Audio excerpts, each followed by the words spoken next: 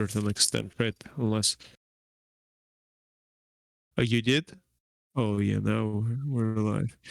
Okay, so let me retweet it. Let me give me 1 second.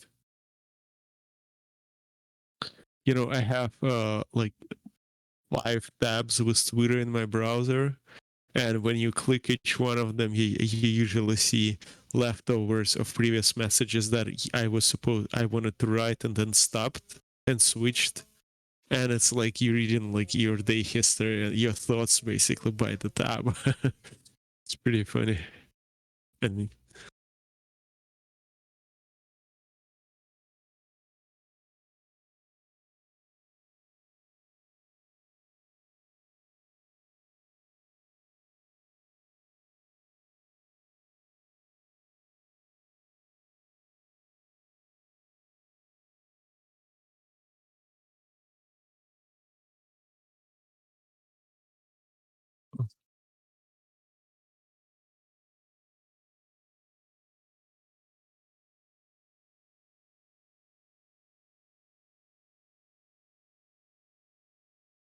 8 tweeted it out, and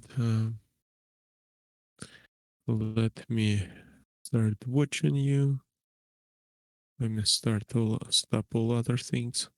So, how was your day today? Now I'm gonna ask this question.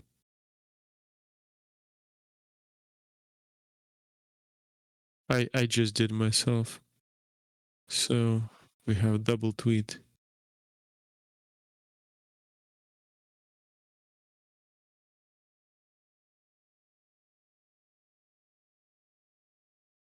Oh, can you turn on your streaming in the Discord?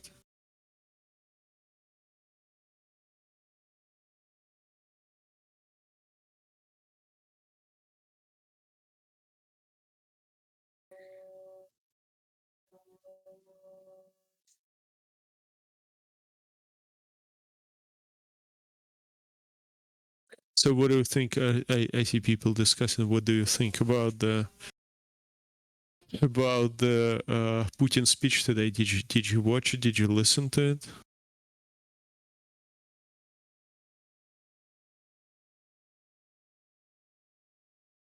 Well, did you try to listen to it?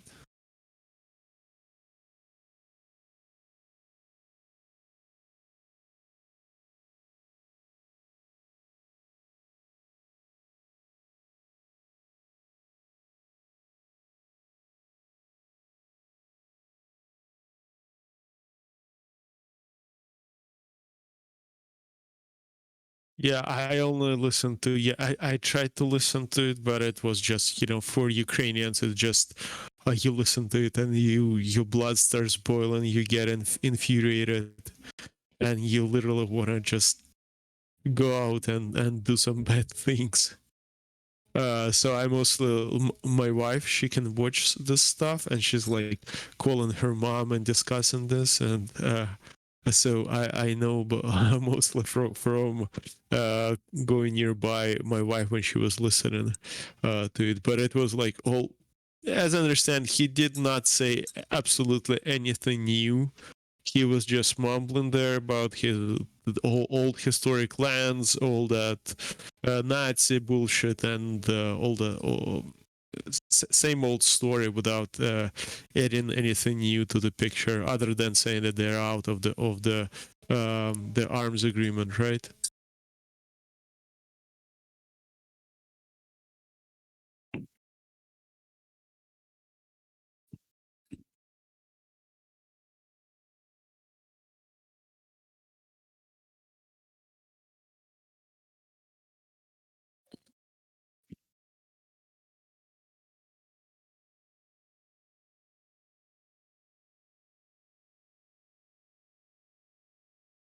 All right,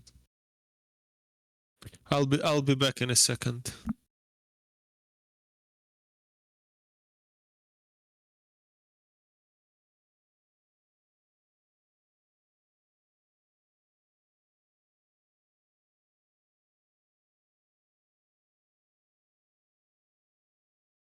Okay, I'm back.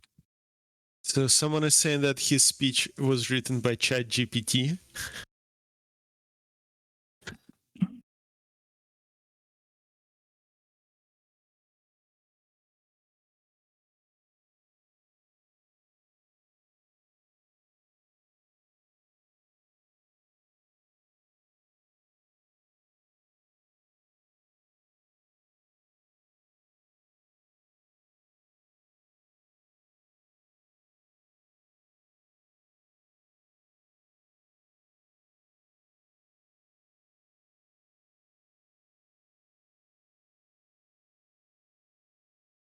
Oh, I did not hear that.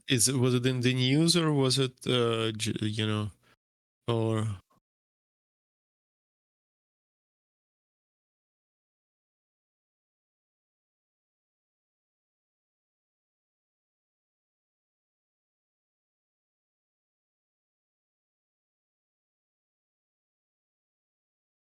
yeah, I did not hear about that. To be Okay. honest, I Oh, don't. I I muted go myself that ahead. whole time. I think I don't even like. I think I muted. Sorry. There's supposed to be a hotkey or something. I think I like hotkey muted myself.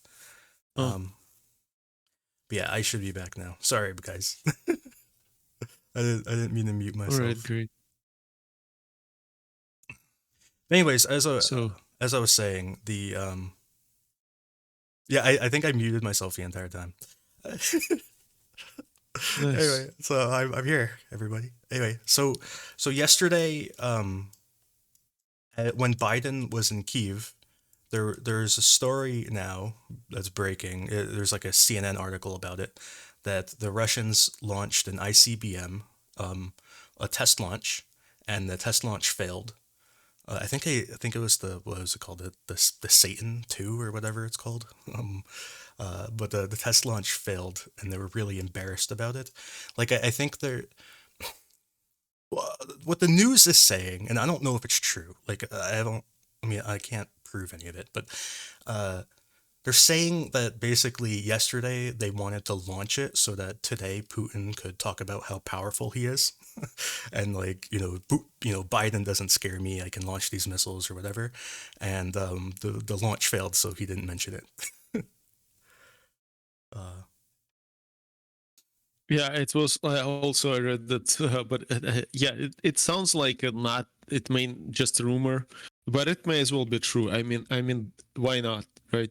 yeah, Just we need, but you need more proof to say that it's exactly, happening. exactly. So we There's no just proof. discussing it, at least pictures, at least official release, at least someone's testimony, not just Yeah, someone who it's has a name, not just a anonymous random source. source.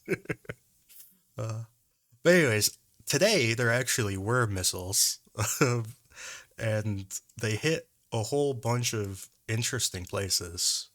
This tonight, I guess. Um, they basically hit all of the major rail networks in Donetsk, and by they I mean Ukraine. Um, People are saying that there's like no sound or something. Um, I don't know if that's. Can you hear us? I'm gonna turn my own sound on. I can hear me, so I'm assuming they can. But anyways, there was a yeah, okay. So today or tonight, Ukraine hit all of the major rail networks in Donetsk, including the one in Donetsk itself, one in Avdiivka, and then all of these other ones too. So and the most interesting is first they hit the rail network in Mariupol, in the north of the city, the rail network. They hit this building in Mariupol, which is kind of like sort of like in the middle slash south of the city. And then there were these are two strikes. There were like another 9 strikes. I People are saying one of the strikes in Mariupol may have hit an ammo depot. I don't know if that's true, but the just kind of the and also there were also strikes in uh, Volnov I can't say that. Volnovaka. Volnovaha. Volnovaha, tak, Volnovaha, you got that right. I got it eventually. But yeah, there's strikes here, but this is within like artillery range, so it's not too impressive. Um, the one in Donetsk is also within artillery range, and Makivka is within artillery range. All these other ones are missiles. So uh, actually, they may have all been missiles, but these three at least are within artillery range. So Ilovaisk, they hit all the time. Um, Hartsitsk, they I don't know if they hit that very often. I like rarely ever see this ever mentioned in the news. And this other one, I've never heard them hit either. But these are all rail networks. Um, Also, in several of these cities, um, they're reporting major power outages, so they may have hit electrical infrastructure as well. Mariupol, I believe, has power outages, and some of these other ones do too. And so yeah, so the interesting thing about Mariupol is that this northern strike, um, you could pretty easily describe that as Gimler. The southern one is more dangerous for a Gimler because I can only measure this in miles. So a Gimler is like 52-mile range. So basically, you would have to be around here, uh, which is doable, I guess. It would be dangerous, but you could foresee like a Mars or a M270 driving through this field, launching some missiles, and then running away. Like it would be dangerous, but it's doable. Like people are saying that these strikes absolutely mean that there's long range missiles or something. Not necessarily. There could be longer range stuff to do these strikes in Mariupol, but not necessarily. The main thing is whether Ukraine would be willing to take the risk to move into this kind of field. Um, because they certainly they have Caesars in this field. So it's possible to put a like a M270 there. Um, I don't know. What do you think, Constantine? So it's pretty hard to guess because yeah, it's quite in the range of normal HIMARS strikes. So I don't personally think that it's anything else, because otherwise we would see hits a bit like behind Donetsk, somewhere near Shakhtarsk. They have big bases over there, as far as I know, and I think we would be hitting a bit deeper. And but so I personally I don't buy it. I don't think it's something new. I think it's the same missiles, same systems that we had before. Yeah, and And also like we have Vilha system that we may get. Like Ukraine doesn't have the numbers, so unfortunately, but sometimes like we manufacture a certain amount of it, and then we use it. So maybe that as well, but I personally think it's probably the HIMARS. yeah, there have been a lot of rumors of strikes in Berdyansk, especially like in this area of Berdyansk, and that's just kind of weird to me. There've been a few buildings have blown up, and I don't know what's blowing up these buildings. Um, So what was the distance to that? it's I don't know. Let's measure it from there. Like 68 miles or something like that.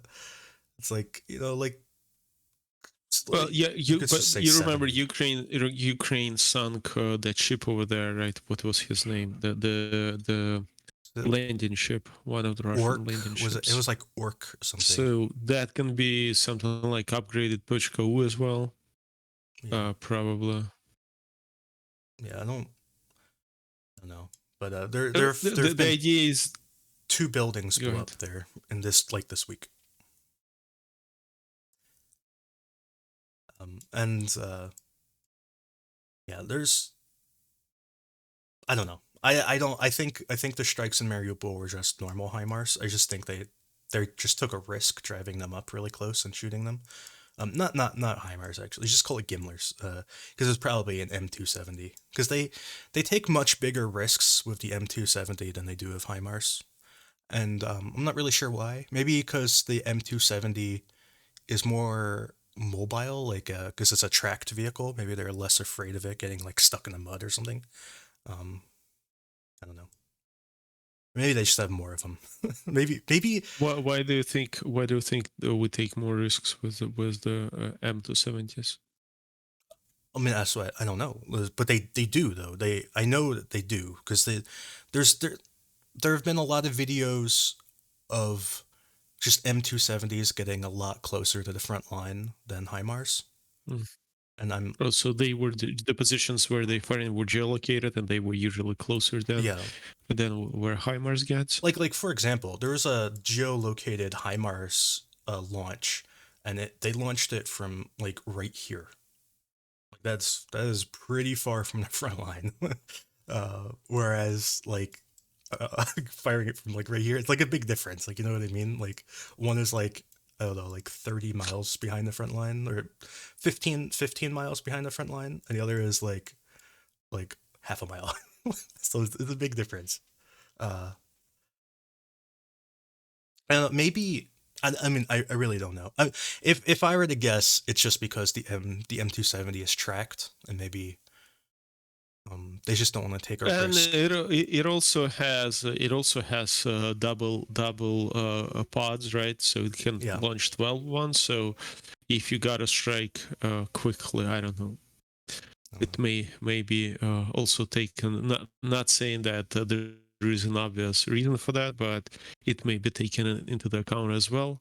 And also maybe just it's because it's tracked, you don't have to use the road to do this, Yeah. which is important because you have people who on the roads on the intersections, spies that are watching, informants, spotters that have much better chances of spotting the vehicle on the highway than you have a vehicle moving through the field, and especially when it's moving through the field, if there is some like it moves on a pretty big distance from you, and it's actually much harder to understand what's moving past, rather than if you're on the highway, drives right past you. If it's in the field, it's maybe 500 meters from you, so you just see the silhouette. If you don't have a binocular or any observation optics to identify it, it's much harder. And for civilians, as you can understand, working with the binoculars and optics in that area is quite suspicious. So if I was a spotter or a spy, I would definitely not move around with the binoculars or any optics to spot. Yeah, and also just like politically and morale wise, I think losing a 270 um means a lot less. I think if Russia killed a HIMARS, I think that would be a morale boost for Russia. Even if they fire the same weapon and to fire the same missile, just the name of the Even if HIMARS means Ukraine, more. even if Ukraine would get 5 times more HIMARS next day. Yeah. It's funny because with the HIMARS, there is no limitation on the amount of, like, we have enough of the vehicles. What we don't have enough is the rounds. It's one of the biggest problems, because if we would get I don't know, 50 more HIMARS launchers, it will not change much, because we have the area covered. We cannot do enough missions with them, because there is simply not enough ammunition supplied. So it's even one HIMARS destroyed, it does not change much. It's like they have to find the depots, and with the ammo, and as you understand, because it's so scarce, even those depots are pretty distributed, and you blow up I don't know, 4 pods of HIMARS, not gonna change too much. So I was just changing the topic here a little bit. Um, there's been weird news out of Avdiivka today. I don't know if you saw this, but I don't really know what to make of it because the Russians, and mind you, the Russians are making all of these claims. The Ukrainians, as far as I've seen, have made no comment, just no comment. But the Russians, they claim that Ukraine, um, they pushed them back here. My green screen isn't working right. Okay, this is awkward. Okay, so they're claiming that Ukraine pushed them back like this, and they're claiming that Ukraine pushed them back this way. Okay, and they're claiming simultaneously. Um, I need to like move around a little bit. Oop, oh, things are going wrong. Okay, You so broke everything. everything is breaking. This is not good. Okay, I'm gonna redraw. So they're claiming that Ukraine pushed this way and pushed them back to the highway. They're claiming that Ukraine pushed this way and pushed them back like that, and they're claiming that Ukraine pushed this way and pushed them back to like there. So these are Russian claims. Ukraine is just kind of saying no comment. The one of the Russians,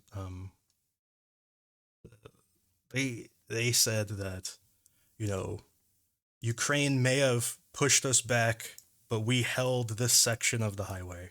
It was a heroic feat that we held this section, even though we lost all of this and also all of that. Like we lost all of that, but we held this part of the highway. This is their great feat today. Okay, so the only comment about any of this that the Ukraine general staff has made, or that any Ukrainian that I've seen has made, is the general staff stated that Ukraine repelled an attack that came from Vasilivka. See, I have not changed my map because I don't know what to change it to. Like, I don't understand anything. Like, so I just don't understand. I see no And actual so evidence of what these you're attacks. saying is that obviously something happened there, and something is happening, but it's unclear. It's hard to make a map to map it, right?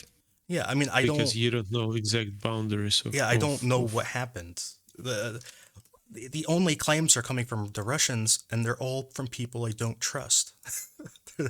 So it's like these really low quality propagandists are saying this. And then it makes me think, is all of this propaganda? Because like the people saying this stuff are like War Gonzo and Igor. Okay? Mm. And Yeah, like a few other Igor people like that. is doom and gloom all the time. And like the only thing the Ukrainians said was that they repelled an attack that came from from the direction of Vasilivka. But you know, is the direction of Vasilivka here, or is it here, or is it here? Like I don't know what that means. Um, Obviously, at some point they would say they repelled it in Kamyanka, but I don't know. And then the other thing is like they're saying that Ukraine pushed them back to this highway. So I don't know. I just kind of left this all unchanged. And then the part around here, Vodyane or whatever, Vadiana. Vodyana, they them claiming that Ukraine kind of attacked south. And the other thing is that I saw one source said that they attacked south and pushed them back like to the outskirts, and the other one said that they attacked from the west and pushed them back like this way. So I just don't know. I just didn't change anything because everything was very confusing. There was I have no confirmation on any of this. It's all, as far as I can tell. Well, in my opinion, it's all rumor. Um, so I just didn't change anything. uh, Right, but it's a good rumor. yeah. I would say it's a good rumor. Yeah. But yeah. I would. Yeah, there's a good rumor. Um, moving up towards. Actually, I want to make a note of what time it is. Um, so uh, moving to Bakhmut. Uh,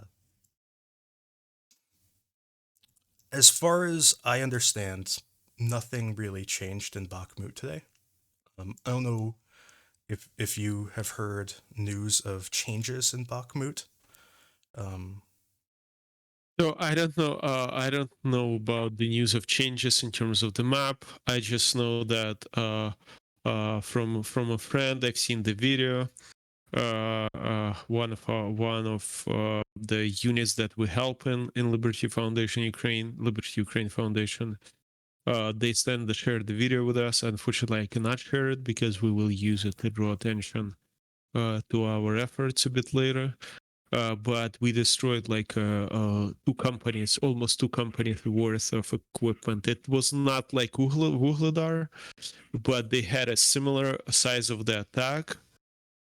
And so our boys said that they destroyed about four tanks and 12 BTRs together with some infantry. But the attack itself was bigger. But I have not geolocated it. I can work on geolocating it today maybe. But I don't know if it was north or south. Those guys tried to keep their OPSEC. But yeah, they still share the video, so I just need to geolocate it. But we cannot release it just yet. But this happened over the weekend. It did not happen today. It happened, I think, on Saturday. okay. And so they suffered big losses. I have confirmation of it. You will see it soon. I don't know when we will release it. It's up to our board of directors. But yeah, so we will definitely see it soon enough. Well, I look forward to it. Yeah, from what I understand, I've talked to a few people who are kind of in this area ish. From what I understand, the Russians have been just doing massive waves of attacks, and they kind of they're it's kind of hard to describe because they're really huge waves, but each wave is very very tiny. So in each, because they're attacking in so many different places simultaneously, so they've been trying to penetrate this forest strip area. They've been trying to get into this kind of lowland. They've been trying to get into this forest. They've been trying to push down the street. Their most successful movements have been down this railway, and they tried pushing down this railway, and they kind of got stuck. So they're doing kind of all of these things simultaneously, constantly, like just all day long, every single day. Um, yeah, it's just lots and lots of tiny attacks, but they're attacking everywhere in a tiny attack at the same time. So it kind of adds up. So it's just like if you attack like here with 10 people and there with like 15 and here with 30 and there with 20, like it adds up. So Would you call it? Well, I don't like that attack that I have video of. It's not a tiny attack. It's a huge. I think I can show you the pictures from it. Tonya posted some of the pictures themselves without the video, but she posted some excerpts from the pictures. Maybe it's, if you have not seen them, maybe it's gonna be interesting too. She posted it in the worst possible time. Yeah, like yeah. Here is a video. of the attack. Let me. I'm gonna send it to you to our group. All right. Okay. The link to it. Yeah, and make sure you follow Tonya. She has pretty cool videos, and she's our board of director at our fund.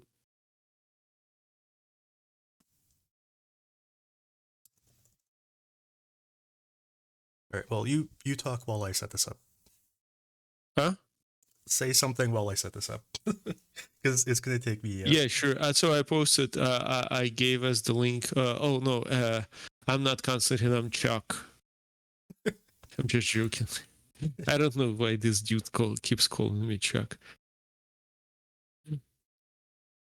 Yeah, I posted the link in the stream chat as well, so you can follow it or wait alternatively while Andrew is gonna show it on the screen. Okay.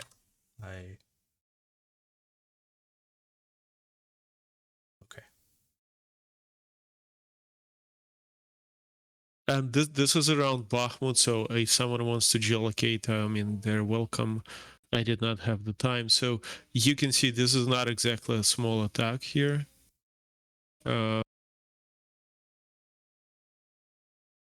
Yeah, you can see, you can count. That's like this is large armor. attack. This is That's a it's a large gigantic scale attack. attack. And It's they're all huge. taking one little road. It's great. Yeah, so all those guys are pretty much no more. They all were almost all of them were all the equipment was was destroyed. But that's according to the source, to the guy who shared the video. This is one of the units that we're helping. However, the video that we have with the confirmation does not have all the equipment that is destroyed. So I imagine you will see like probably like with Vuhledar attacks, for example. First, we saw one, then we saw the second one, then it became piled up because a lot of drone operators come in. There are a lot of rotations, more drones come into that, more footage.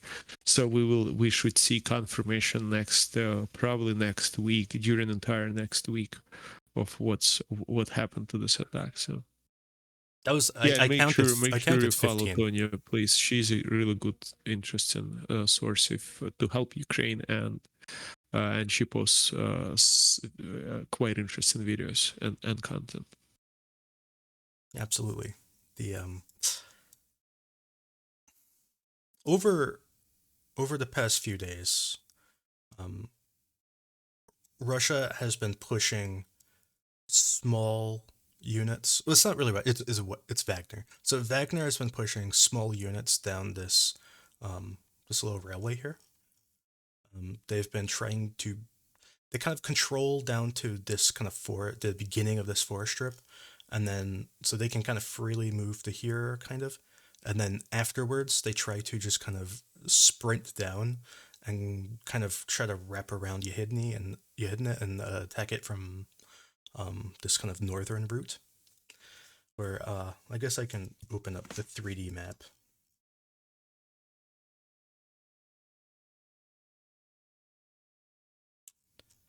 Because they're kind of trying to attack up this hill, and they don't want to attack the front of the hill. They're trying to wrap around the side and move up the side of the hill. And as far as I have heard, every assault has been completely destroyed. Like, I don't even know if there's survivors. They just kind of get completely wiped out every single time. They can't like readily move down here. They kind of bunch up and then all go at once, and then they try to move up the hill, and I'll get wiped out, and then they kind of do it again. They've also been trying to do kind of the same similar sort of thing down this railway, but it's harder because it's kind of into a more urban-ish type environment where you have these kind of larger buildings around. And then the other way, there's been pretty heavy fighting near this main train station.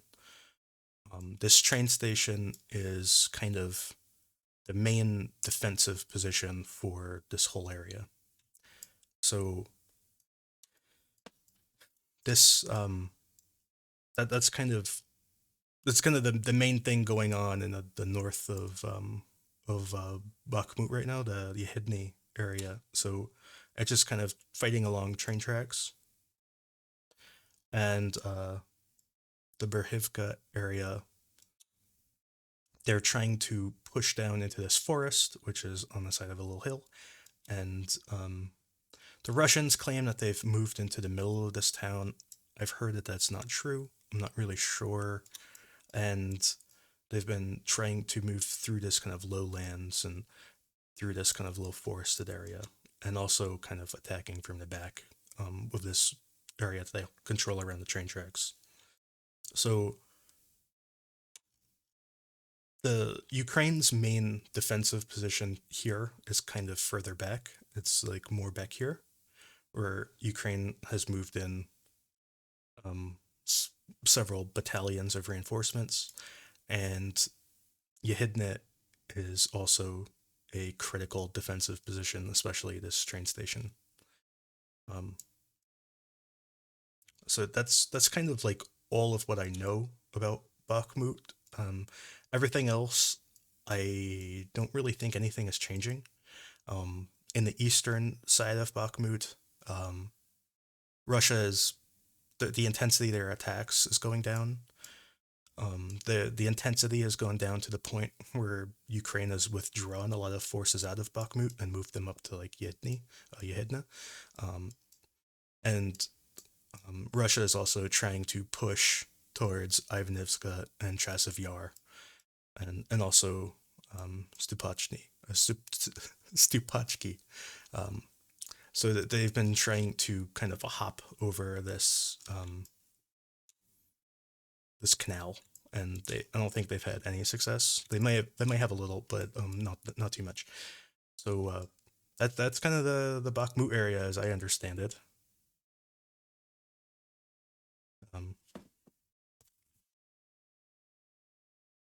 I don't know if you have anything to add, Constantine.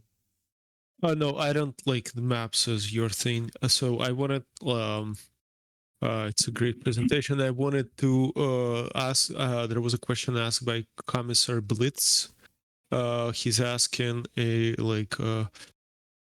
considering that Russia replenishes their losses with the stuff from their stockpiles, how do you even begin with pushing the vehicles that have been loitering for decades into the working order?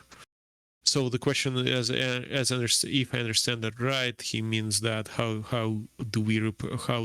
does Russia brings back to life the equipment that is in their stockpiles that has been rusting there for decades? So there is an answer to that, and it's actually not as complex as people think. No, it's a complex process, but it's not as impossible as people think. In Ukraine, we had this issue as well. We had a lot of stockpiles of older Soviet ammunition rusting in the storage, just outdoors. Under the rains, under everything, all the weather conditions. But we have even in Ukraine, we have like 30, or if we talk about functioning ones, we have factories that specialize in restoring the equipment, military equipment. We call them Remzavod, which means essentially repair factory. And we have the procedures for that. There is documentation. There is a lot of how you say this, like processes built around it. It's not just let's take it and let's get it to work. No, you put it into the pipeline, you put it into the conveyor conveyor belt that goes and you fix it. The vehicle gets disassembled completely. You found the defective part, the defects in it, you reassemble it and you put it back into action. It allows you to you basically using the hull, you using the body, like big body parts like the hull, the turret, the barrel, the the engine. If the engine is bad, there is a separate factory that does repair, that repairs engines. They send it to the to that, like, two different factories. There is a special factory that repairs the transmissions. They send them to all the different factories that specialize on that specific part, like hydraulics as well. They fix everything. They send it back, and you essentially get the vehicle running. It's not as complex as people think. I mean, it is complex, but it's not as impossible as people think. This process is there. It's usually well designed. Question usually here, why, like, the problems with it. If people are still interested about it, of course, just drop a message if it's not interesting. Then biggest of the problems in it that your suppliers right now are not producing the good quality ones, the good quality spare parts, and those spare parts are usually one of the important ones are seals, like rubber seals, like O-rings, like seals, oil seals, then gaskets. They're usually, because all the original factories, they don't, even if they work, they don't probably produce that anymore, because they stopped producing it a long time ago. So you and to fill in the large supply need, you try to outsource it, and those people, then the corruption kicks in. You get lower quality parts, and while they're not key components such as engine blocks, such as engine's head, but they are, like, literally everything is reliant on that one gasket, because if it's poor quality, it's just gonna, the equipment is gonna run for 40 hours, and then it's just gonna, under the extreme pressure, which is in the combat, people tend to overuse equipment. You will have it's gonna blow up, and the gasket is gonna break, and your entire engine goes broken. Then you have metal parts, such as one of the key things that have to be changed is usually bearings.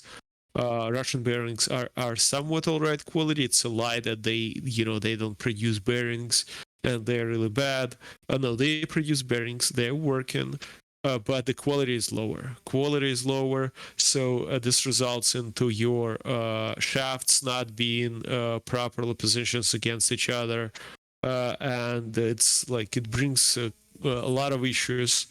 But equipment is functioning, it's working. It's just the quality is usually gonna be much lower than when it comes initially out of the stock.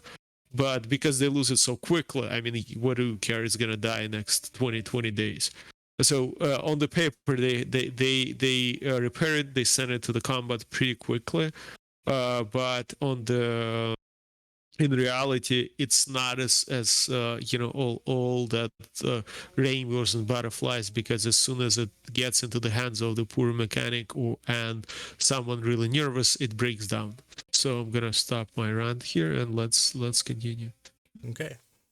Well, it was interesting. Thank you.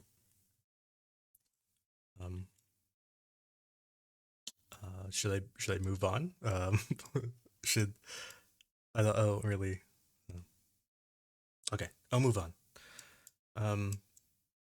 In the Siversk area, today there was footage of Russia shelling Ukrainian positions here in Bilohorivka, which is interesting.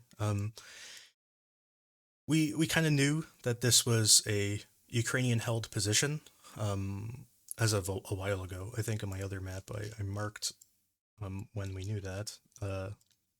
Yeah, on this December 13th, we learned this, that Ukraine had taken this position.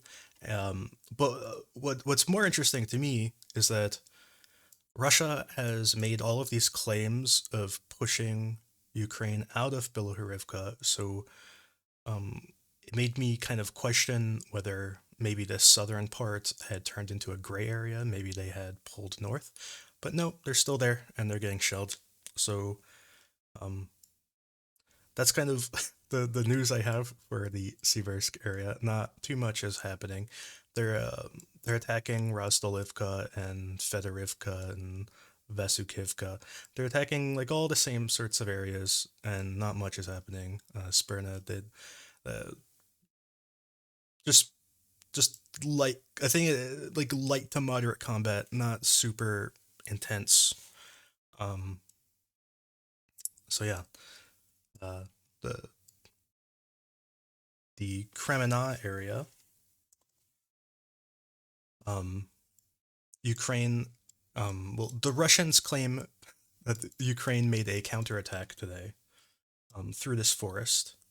Um, that they attacked this way and pushed Russia closer to Shipalivka.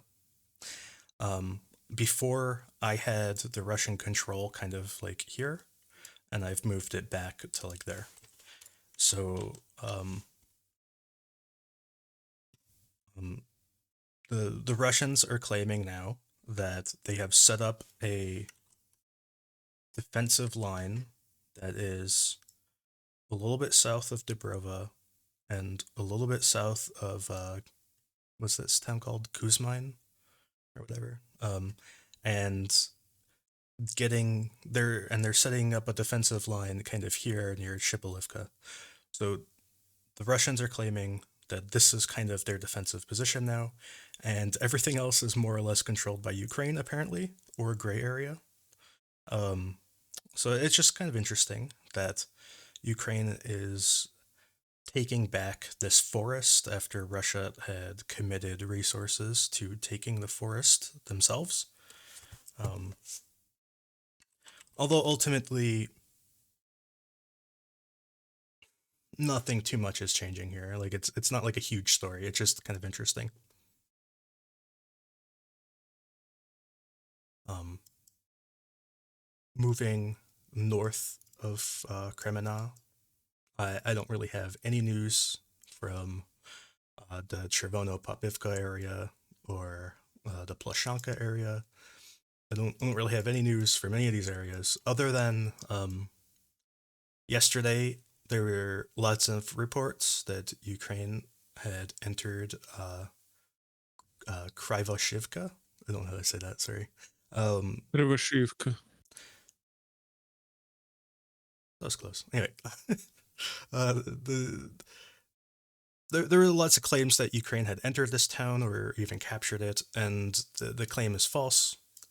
The front line here has not moved, um, and the Ukrainians here are apparently getting ready for an impending Russian attack. They're just kind of digging in, from I understand. Is that right, Konstantin?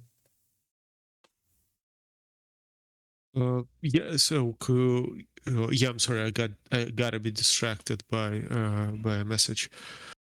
So I don't have any confirms that anything happened in Krivashivka. Maybe just one more precise shot than before.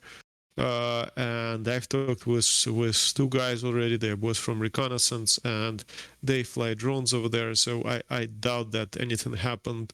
From what they told me, they are basically on the defensive positions.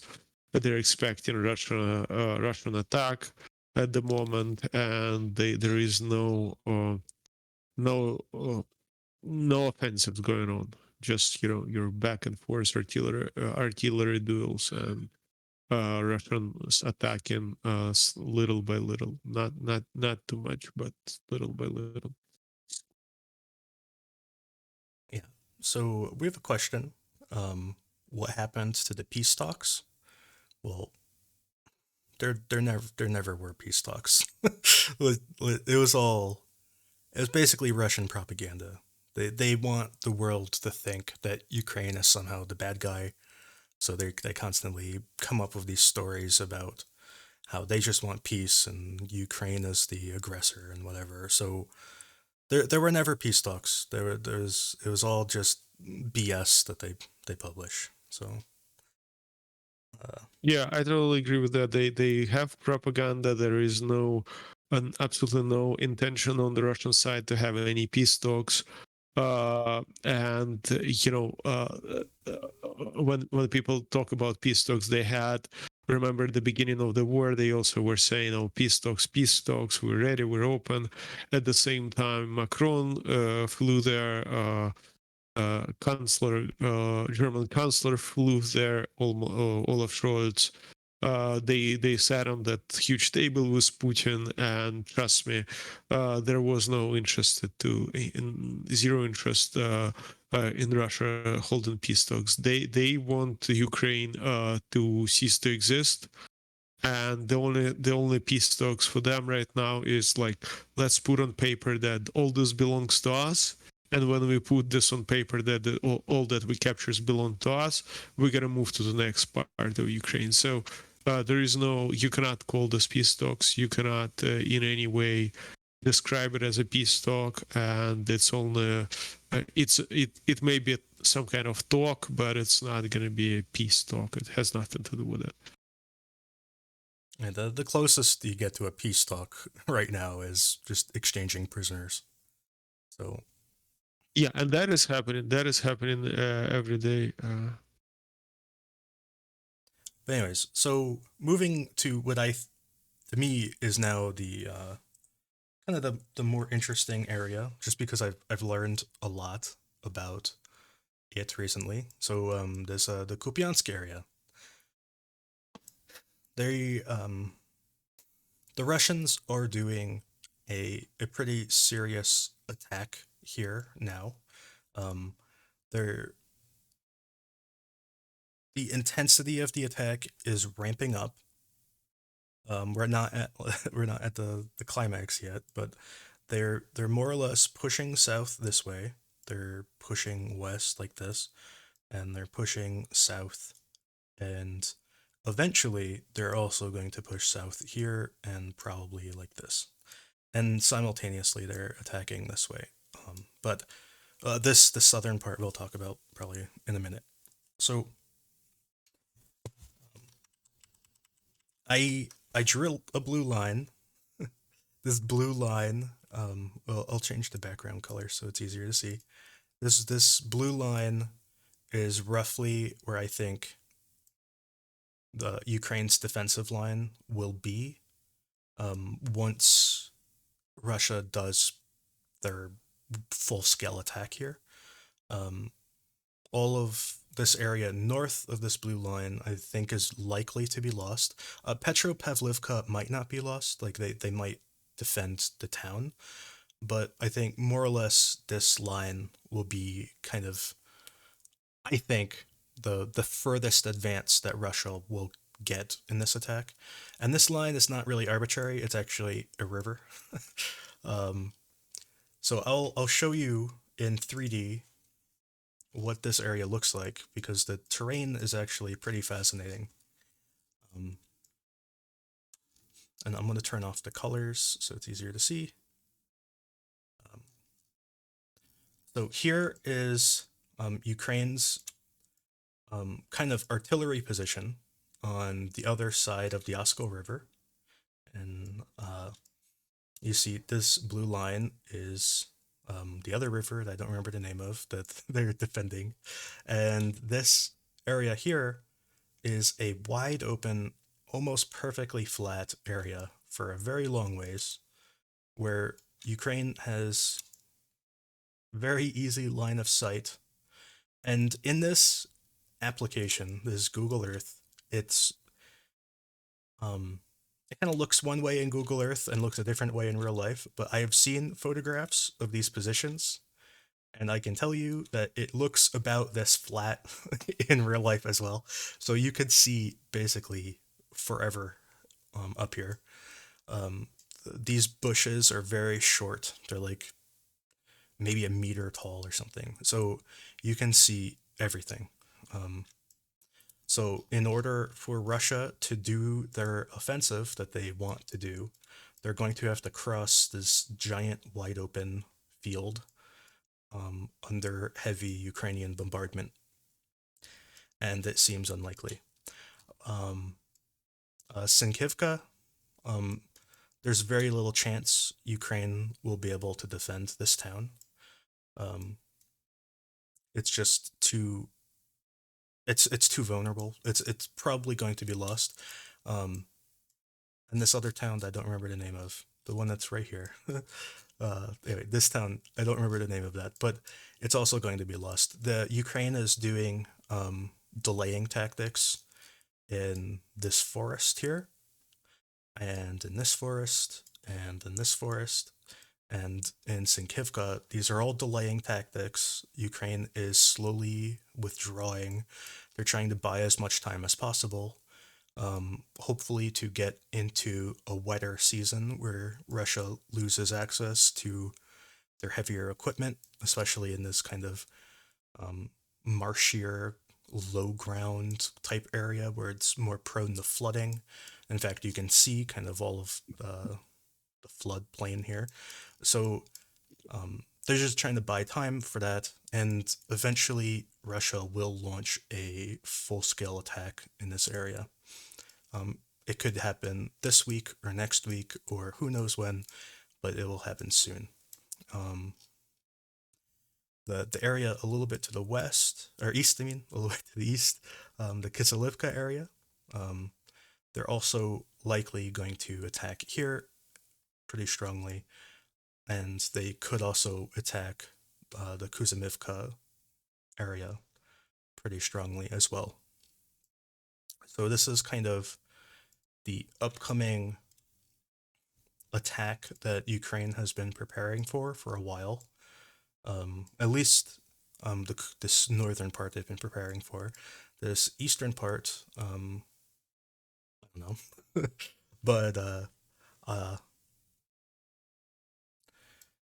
yeah, that is that. What do you think, Konstantin? I don't know. Sorry, I cannot. I'm being distracted once again, so I missed a bit of the last part that you said. So I'm sorry. It's okay. It's okay. Yeah, I'm really sorry about that. My I'm main being distracted. point, my main point that I just want to bring your attention to is this artillery position is dominant, and this is something that Russia is going to have to deal with. Obviously, this isn't like the old days where you need direct line of sight for artillery, but the main point is that Ukraine can have people up here or drones, up here overlooking all of this while their artillery just lays waste to anything that moves.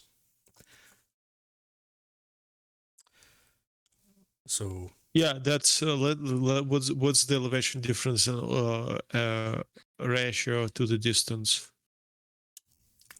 let's see what the elevation is. Like I think here's like kind of the highest spot. This is around 170 meters, Meters. and down here is about 80 meters or 90 meters or So so. it's 70-meter drop, and what's the distance there?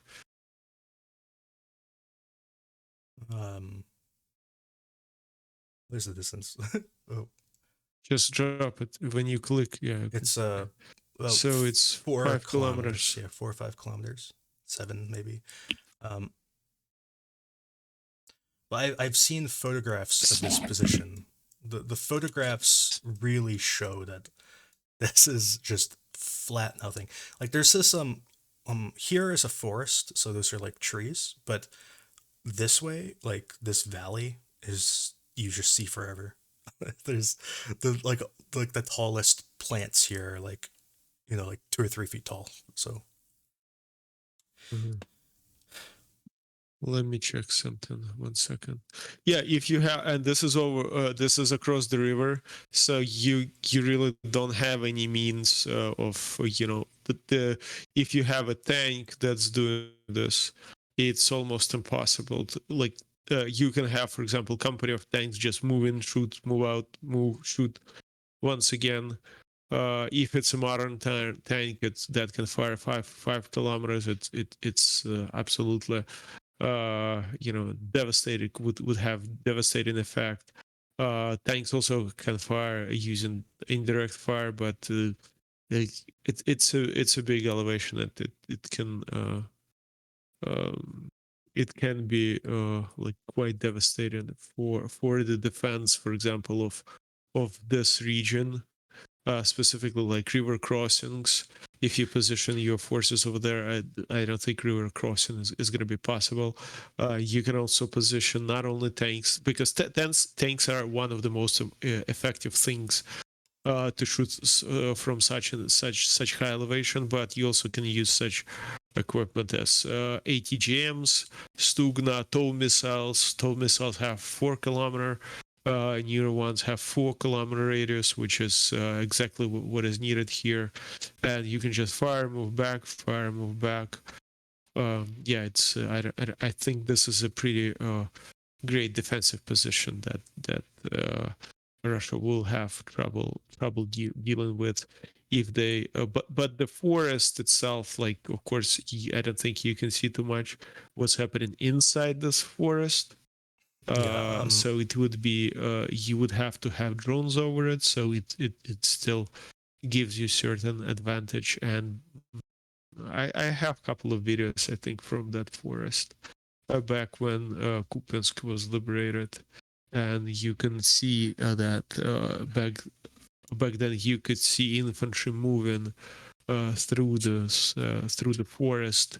So if you have the drones, you can actually calculate the positions and destroy it pretty well. Back then we had, I think this was 92nd Brigade working here.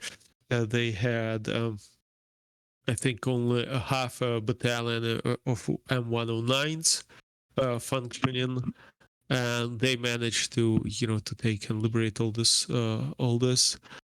and I think that it's right now we have a bit more artillery, we have a bit more mortar, so I would suggest that it can be quite decisive. Yeah. And For the right now, um, these forests are very very heavily mined. Obviously, it's really good. It's just there to slow down the Russian advance. The mines can be cleared out and whatever, or at least most of them, at least the dangerous ones. So this is all very heavily mined. Russia is attacking mostly with light infantry supported by heavy mortars, and they have a lot of mortars. That's kind of the way that they're attacking now. In fact, mortars have become a very important part of the Russian offensive at this point. So, anyways, that's kind of the news around the map. There's a few other news items that we could talk about. For example, today, I don't. I kind of think this is propaganda. I don't actually know. It's kind of weird, but Wagner today said that the Russians have granted them like what was it, like 1,000 rounds of grad and like 10,000 rounds of artillery, including mortars. It just seems weird that they would be publishing this, or that the whole thing is just weird to me. Like, I don't. What do you think of them getting like 10,000 rounds of artillery? Because that's not going to last very long, is it? Especially since a lot of it's mortars. So you're going to be shooting what, like at least like 50 yeah, to. it's definitely not a lot, and I don't think that it's. I mean, it's something, but it's not changing anything.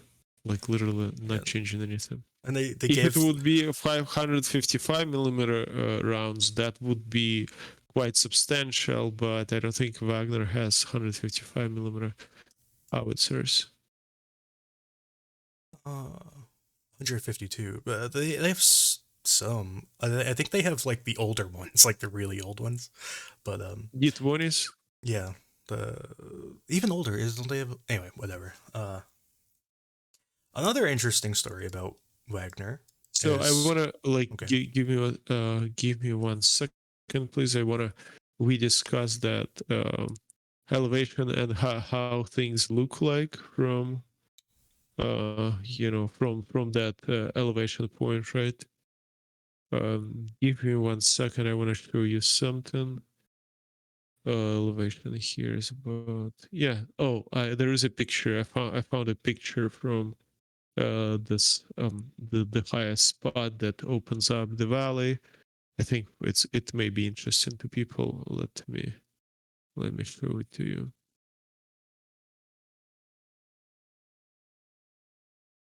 And I hope you can share it, or it's gonna be a problem for you.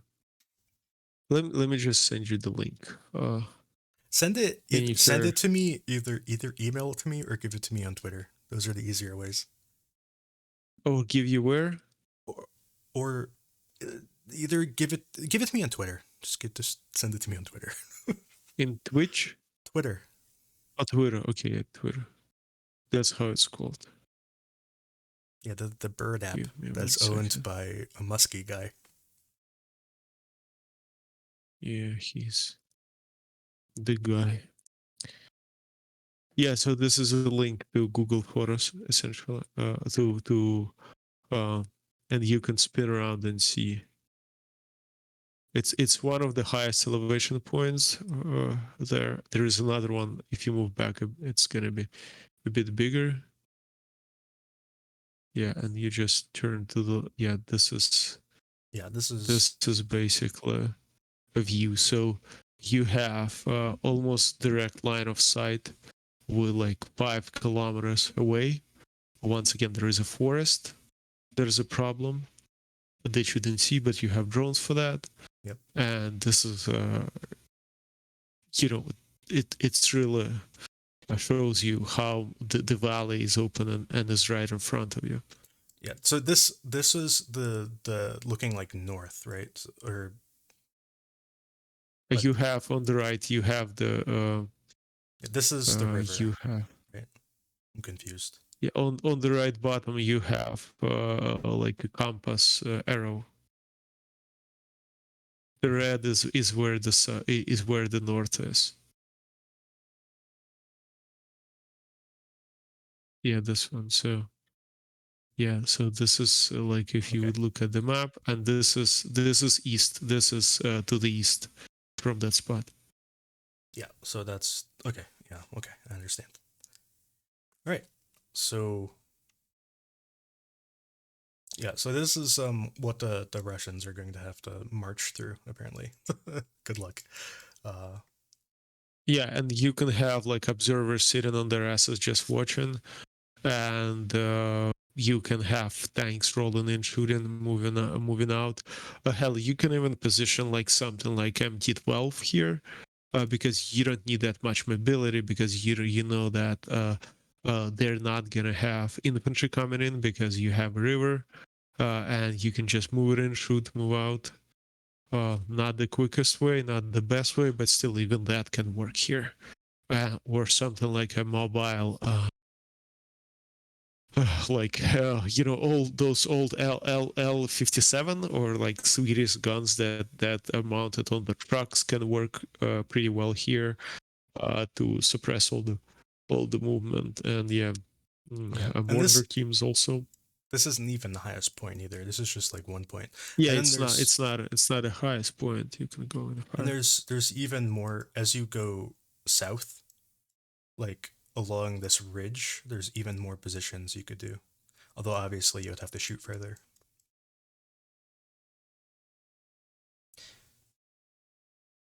Anyways, there's another story about Wagner, that they have had a number of forces, supposedly. I don't know if it's been confirmed, but they've had a number of forces pulled out of Bakhmut and sent down towards Mariupol, presumably to be sent to Vuhledar, which is interesting.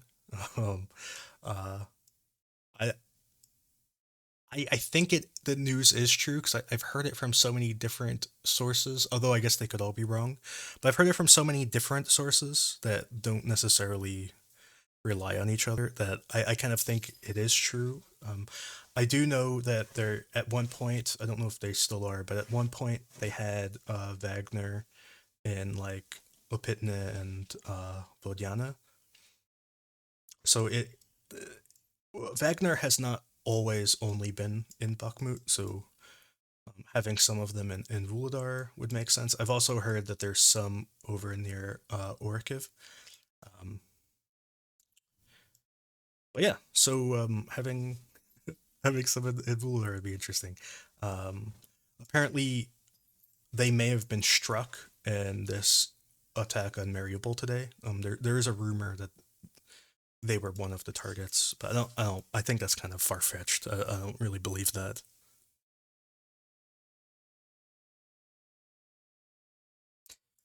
Okay, so it's kind of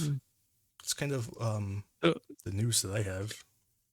So, what do you think about Transnistria? On Transnistria. I don't think it's long for this world, to be honest. Uh, Huh? I don't Could you think repeat it's. that? I think it's going to be gone soon, personally. Um, Mostly because Moldova, 'cause Moldova is the one calling the shots. Like, Ukraine isn't going to do anything unless Moldova asks them to, and so, from what I understand, from what I see, and I'm not an expert on Moldovan politics, but it just seems that Moldova is sick of it. Like they're just done. Like they're sick of Transnistria. They're sick of Russia's threats. They just want to get rid of it. And I think since Moldova is the one who's going to call the shots here, if they are at the point where they're done and they're sick of it and they ask for help, then Transnistria is, it could be gone in a weekend. I don't think they have the forces or defenses to hold on to anything. I think most of them would probably just quit. I did mark their super big um, Bosnia, ammo yeah, that's an stash. arsenal. Their That's a large arsenal. The One of the key things about it that when Soviet Union fell apart and former Soviet bloc countries, like Warsaw Pact countries, they had all the Soviet equipment, ammo, moved into this ammo depot. And then, of course, Russians took over it. They basically, it was the same conflict, some same type. Why are there Russian forces in general? Russia used the same pretext they used for Ukraine. They said that there is anti-Russian movement and they want to be part of Russia. They don't want to be part of Moldova, and they put in their forces in, and they called it a peacekeeping mission. And right now, this area is called Transnistria. It's part of Moldova. Even Russia does not recognize it as a separate country. And recently, they have been from like this is a source of disturbance in Moldova. There is always problems with it. It is a security threat for everyone, and they keep Russia keeps threatening Moldova through it. Moldova is really sick of it. Europe is sick of it. Romania, which is bordering country, for them it is a security risk um, because basically it's a Russian base that is what is the distance, like 150 kilometers away, or even less, like 100 kilometers from their border. They have Russian has forces there. They have airfield over there, and no one wants them to be there. And as soon as this is removed, it's gonna bring security both to Moldova. Moldova will literally breathe out and know that they're absolutely secure as long as Ukraine is secure. And for everyone, it's gonna be a huge security solution. And I can imagine that new prime minister Moldovan Prime Minister become. This is the first time they have started actively talking about Ukraine. Oh, sorry, about Russian forces being removed from there. And as soon as that happened, like this can be over in a matter of minutes. You there is no one to fight in there. There is no one, no like locals don't want to be part of it. They may sympathize Russia, but they really don't care. It's just just people who live trying to survive, live their life. It's a really poor region, and if Moldova asked to have a peacekeeping mission, like there is an international laws and UN, they can get just resolution that Russia is asked to move out. They don't have any forces. If they refuse, well, Ukraine have. For all other countries in the world right now, they are all afraid to confront and fight Russia because they're gonna be involved. For Ukraine, they don't give a shit. Ukraine can literally, go in and Russia has, I think, up to 3 battalions over there that are understaffed and under-equipped, I've and Ukraine can just, erase them from their existence in a matter of like I don't know, a week or so, and I've they heard absolutely have nothing to do. I've heard a lot of those men have quit, and they don't actually serve anymore. There's been a lot of Yeah, talk about them. Their contracts ran out, and Russia asked them to renew their contract, and they just said no. They're like, no thanks. so my personal take on it, I think the pressure is just mounting up. It's absolutely like Ukraine is not interested in doing that. I mean, people say, "Oh, this arsenal has so much ammo."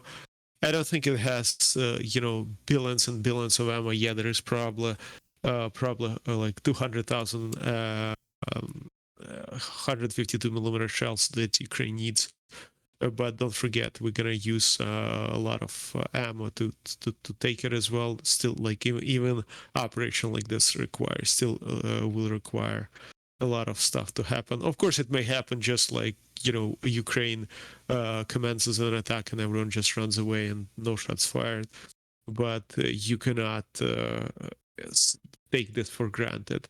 So I don't think it has much of the importance for Ukraine in terms of uh, getting equipment from there, but it makes a lot of sense to humiliate Putin also because he needs Russia has to be shown like this is a negotiation item. Putin does not want to be seen like okay, we're removing our forces from Transnistria, from Transnistria. He don't want to say that, and just I think one of the negotiation points just to tell Putin, okay, remember you have people over there, and just just get out of Ukraine, or those people we will take this part from you as well. So just that's my take on it. But if it happens, I'm gonna be absolutely happy, and it would be really cool. So, and question to you, Andrew: did you see? I've seen some people in the on Twitter and on Telegram posting pictures of Russian or Ukrainian forces near Transnistria border. But I have not received any confirmation.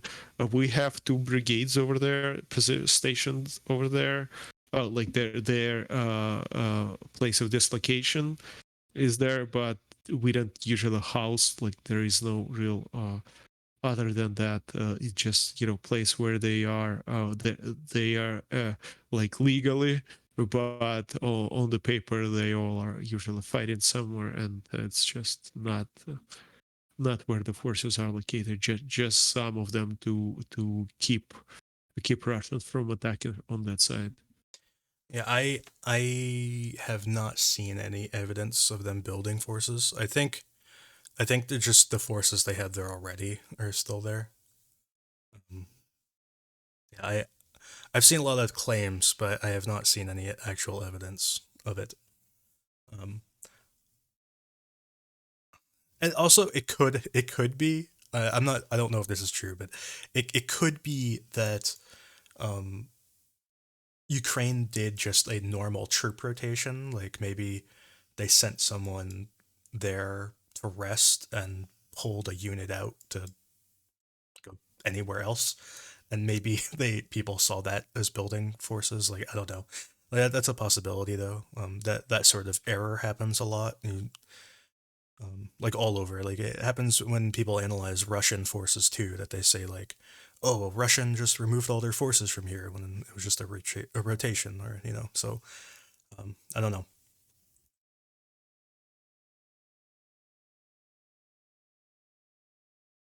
And Zelensky also said so. I did not read his full speech, but he said I think that if Moldova asks for help with peacekeeping in Transnistria, Ukraine is ready to help. Yeah, and and it's also worth noting that about a third of Moldovans are Ukrainian. So A third of Ukrainians are Moldovans. No, I'm joking right now.